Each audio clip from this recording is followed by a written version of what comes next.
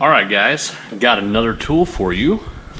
We have Ancel PB100 vehicle circuit probe. This probably looks pretty familiar to just about every technician out there.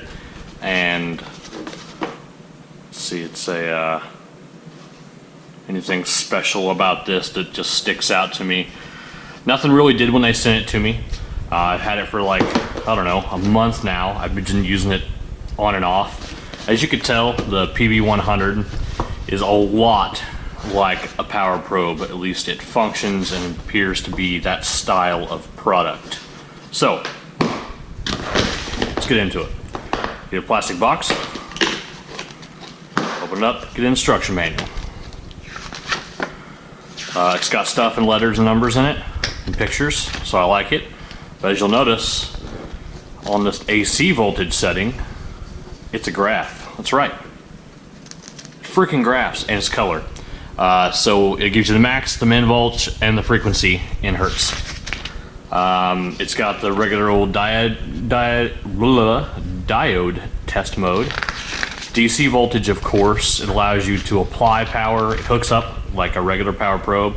So I don't know if you guys kind of noticed this, but it's a lot like a power probe. If you can use a power probe, you kind of got the idea of what this is. But much like the power probe, you need to understand its designed uses and what its limitations are when using it, because I'm not really a power probe guy myself. But this thing's actually pretty cool. The color part of it and the graph and how it stores a few things. So let me show you what I'm talking about. When you get the unit, you'll have a accessory outlet adapter. I use the alligator clip adapter just like everybody else does probably. So, and they're not too terribly cheesy. They're a lot better than some of the ones I've had. They got a good little spring in them. The connections are very similar to the said Power Probe product, but are not the same. I tried. A 20-foot extension lead.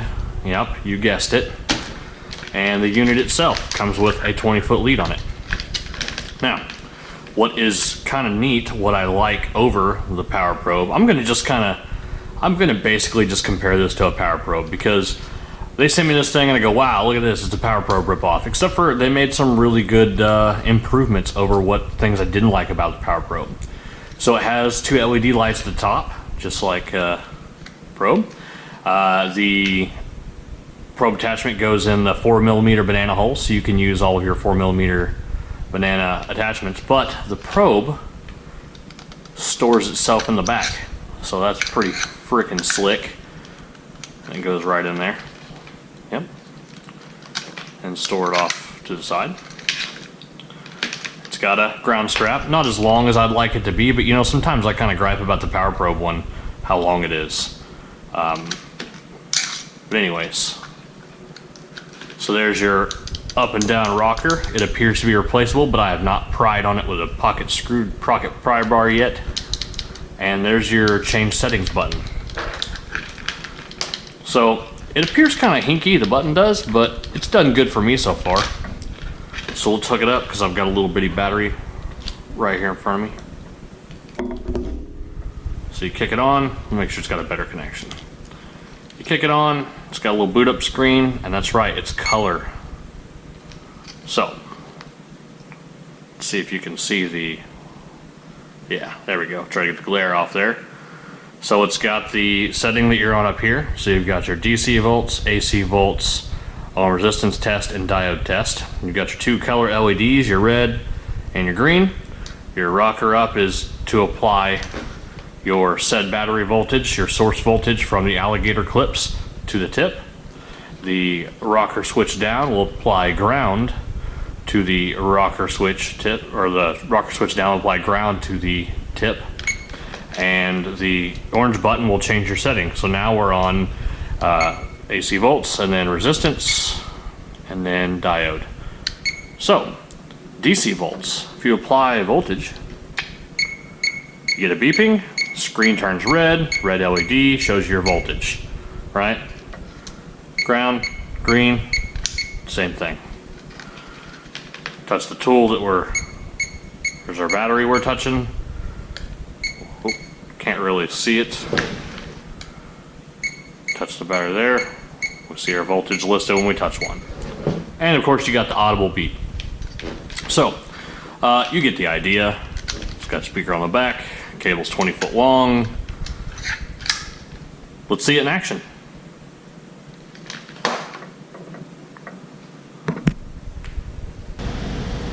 Alright, so we got the seat adjustment switch unplugged. The cover was already missing when it came to us. The seat would move forward, wouldn't move backwards. So I figured the easiest test on this one would just be to throw some power into the connector. So we're going to try not to damage any pins here. We're just going to hold that on the connector. Going to go to the green wire. And then the connector with green and purple. So we've got continuity through the motor. You can see through the motor. You can see that it's showing the ground I supplied. Take the ground away. It tells us that our motor circuit's not open, but we knew that because we can move the seat the opposite direction. Oh, see? Right ground to it. Now if we switch those,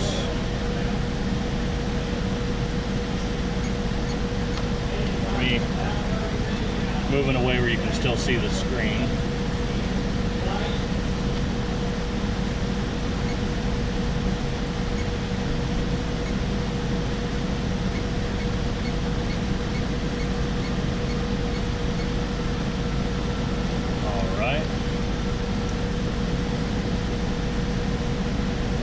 Back.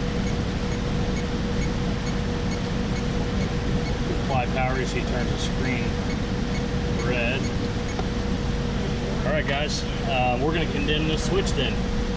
We'll call that. You can see the Ancel PB100 made quick work of that. It's lighted as well. So, alright guys.